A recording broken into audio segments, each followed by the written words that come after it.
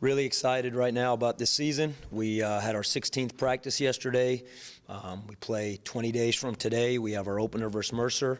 So I think we still got 20 days left to continue to improve and keep building on what we're trying to do. But outside of that, we're excited for the season and excited for today. So if anyone has any questions, I'd love to, anything you guys want. Coach, I know you said the conference media day, one of the things you are really kind of measuring on early is, defensive success or executing that. How do you feel like that plan has gone? Like, is your defensive philosophy being instilled pretty good?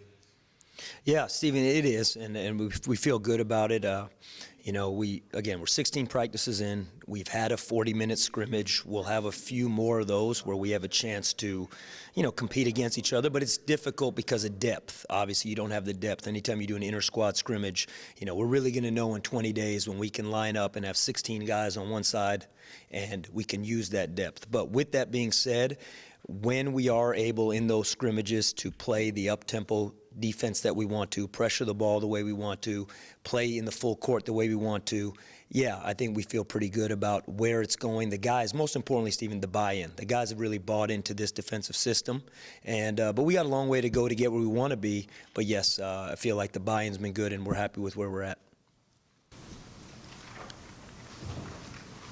Coach, is that one of the byproducts of when you take over a new program and you get such a young team, but if you can get them on the same page defensively, that can turn into offense and you don't need, the great scores yet, that kind of thing. And it's all about recruiting players down the line, but this first year, you got to play great D, right?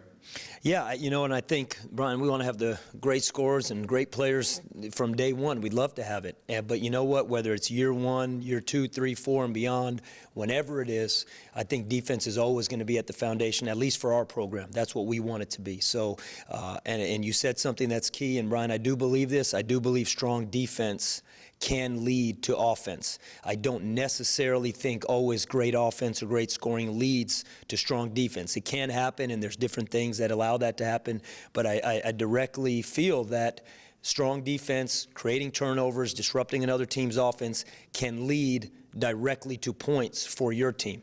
So I've always had that philosophy. We had that philosophy at Tennessee, and we'll try and implement that here. But yeah, to go with your point, I think at all times defense has to be at the core of what we're doing. Hey, Coach, when you have a couple players coming from some bigger programs, say like Quentin from Tennessee and Jaden from Iowa State, who maybe weren't asked to shoulder a lot of the scoring, does that, when they come on a team like this, who I think returning fewer than 15 points, does that kind of allow them to take that next step when something they might not be asked to do in the past, they can do so here? Yeah, I think that's a great point. I think it's really twofold to that. I think number one, they're excited about that opportunity. We as a coaching staff obviously see something that we feel they can do more than maybe they did production-wise wherever they were before, Iowa State and Tennessee and the two that you spoke about. But that being said, also, this is the first time that they've been asked to shoulder that kind of load. This is the first time they've had that responsibility on them. And I talk to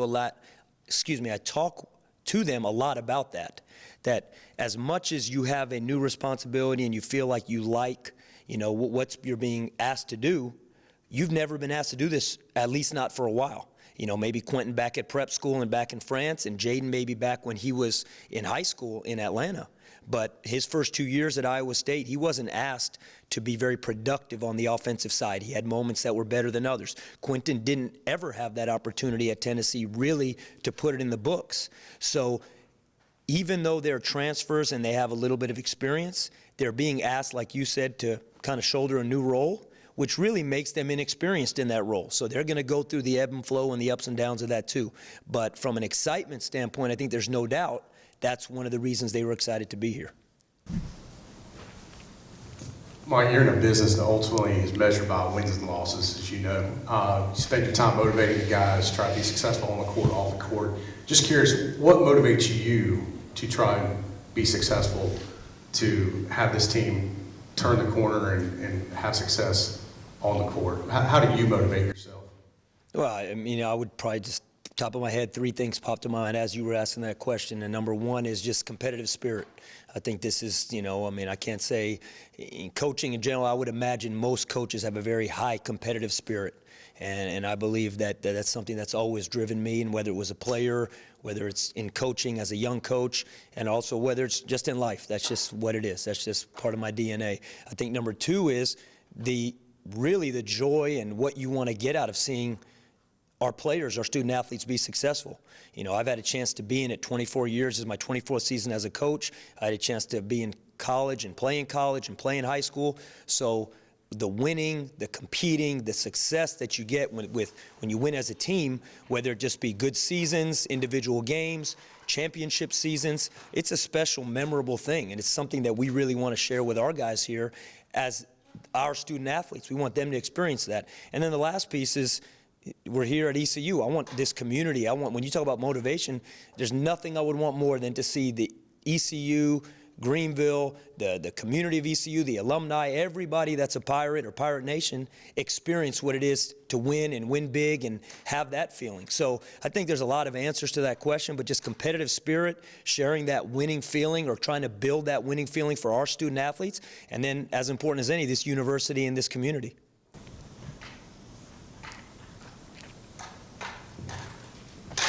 Coach, I think we ask about Winston Tabs every time we see you, so might as well keep it going. Any update on his? I know you said he might be cleared for contact. Has that happened yet? Yeah, you know, you're right on cue with that. He actually had his first contact practice yesterday, and that does not mean that he will be cleared to play in inter-squad scrimmages or cleared to play when we play Mercer, you know, on the 8th, but he has been cleared for the first time in this process, which was a great accomplishment for him. So much credit to our training staff and strength and conditioning staff. I mean, I think Nate, our trainer, is as good as there is in the country, and he has worked so diligently with Winston, and Winston's done incredible in his commitment to trying to get back to the court. And we talked about this at AAC Media Day. There's a mental component and a physical component. But to see him back on the court a couple days, it was actually 2 days ago, to see him back on the court in 5-on-5 play, and as excited as he was, as Nate was, the coaching staff was, what was really neat was to see his teammates, how when we put him on and he got on the court the first time, basically practice stopped. And they went over and hugged him and really kind of just patted him on the shoulder and said, just happy to have him back. But he's getting there. He has not been cleared for game participation yet, but he did practice for the first time, and we were excited about it.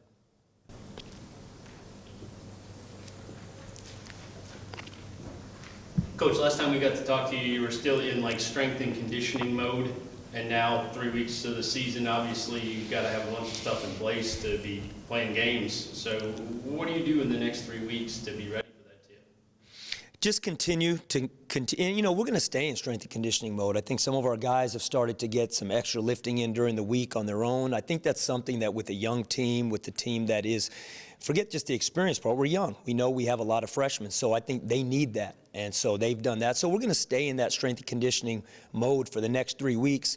The actual volume of it may decrease a little bit in terms of the length of practice or how much we do, because you're starting to add, you're starting to add preparation to that now. So now practices can't, you know, you have to implement the time of preparation as you're getting ready for your games in the season.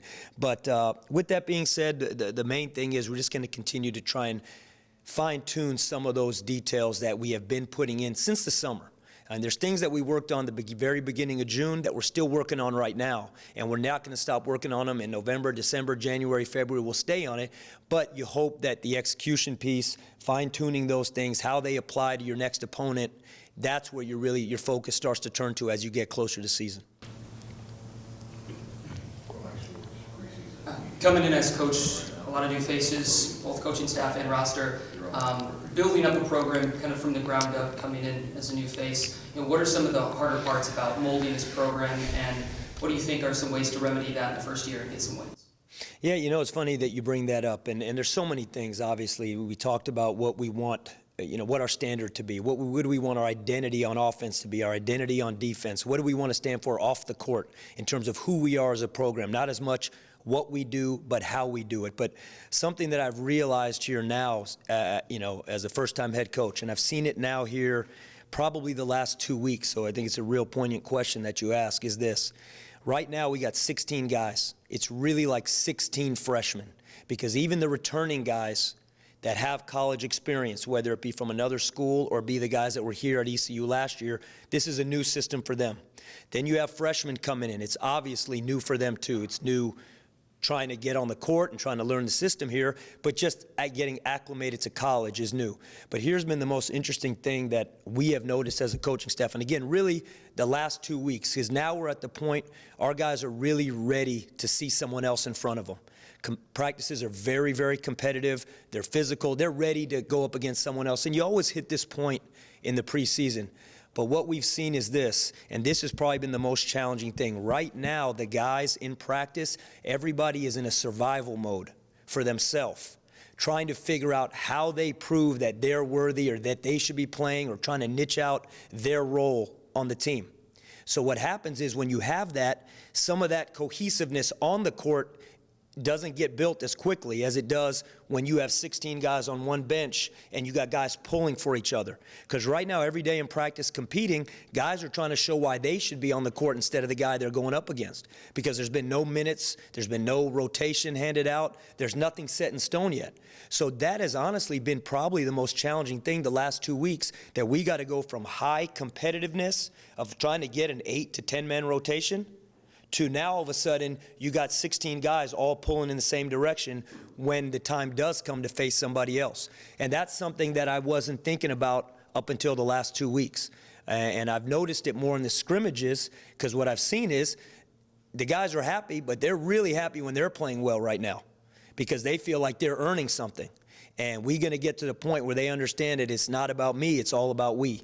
But that's a process. But that's probably been the most interesting thing that we've seen the last 2 weeks as we get closer to playing games in terms of a brand new program. How has the team been gelling so far, and how do you think they'll continue through the season? I think, kind of to that last point, the funny thing is I think we're gelling really well off the court. I think this is a team that gets along off the court. We spend a lot of time together off the court, not just basketball-wise. They're gelling really well when we're in workouts, individual workouts, guys getting extra shooting. They come back at night, they shoot, they spend time together, they live together. And we have, whether it's the dorms or where they live off campus. So all that stuff has really been strong, and that's an important piece. I think the part that we got to continue to want to be great is that we connect really strong on the court in terms of what we were just talking about, guys pulling for each other. The hardest thing in sports to do sometimes is when you really want to be on the court playing and that's not your role at the time, and you got to be pulling for someone else that you're competing with every day since last April. Because we've been competing since April, then the new guys came in June. So that's where we got to continue to build. But to answer your question, I feel like we're going to really be a strong unit together. I think they'll continue to grow, and the more competition we get against other teams, the stronger we'll be as a unit on the court.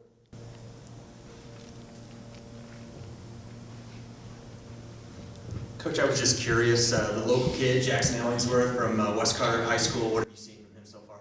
He's been a real, I guess I'd call him a pleasant surprise. You don't know what to expect sometimes when you have a walk-on. I mean, I was a walk-on, so and I hold them to a very high standard. Sometimes probably coach them harder than I coach the other guys, to be honest. So when Jackson came in, I think he was just, I don't want to say he was definitely not happy to be here, but he came in with something in mind that, hey, I'm excited to be at ECU. I'm excited to be playing Division I basketball. And all of a sudden, he started to come and do more and more in his individual workouts and have some success in practice.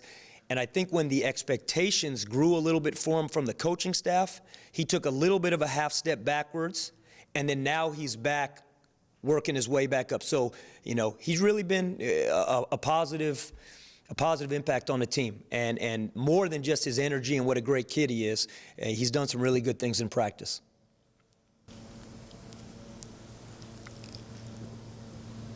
Coach, we've asked about Winston's injury and rehab, but what about Benjamin? He had the injury at the JUCO level. Does he feel like he's back to 100% or getting that explosiveness back?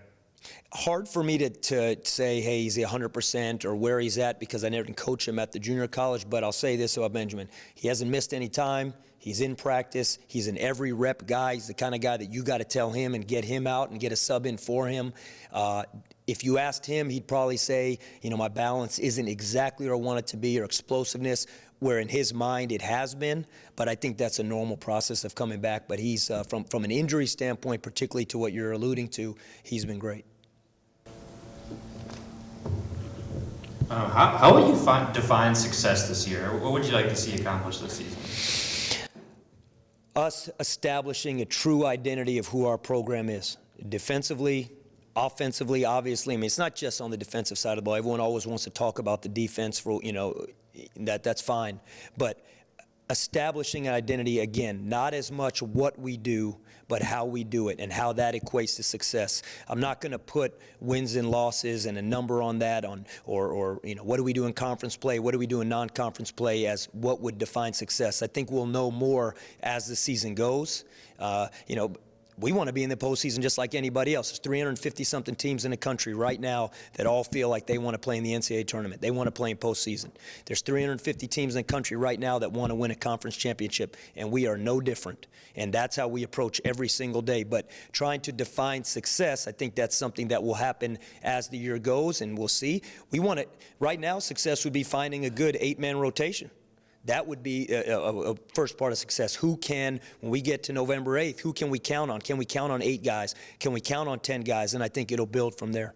I got time for one more question. Anything else? All right, thanks, Coach. Thank you, guys.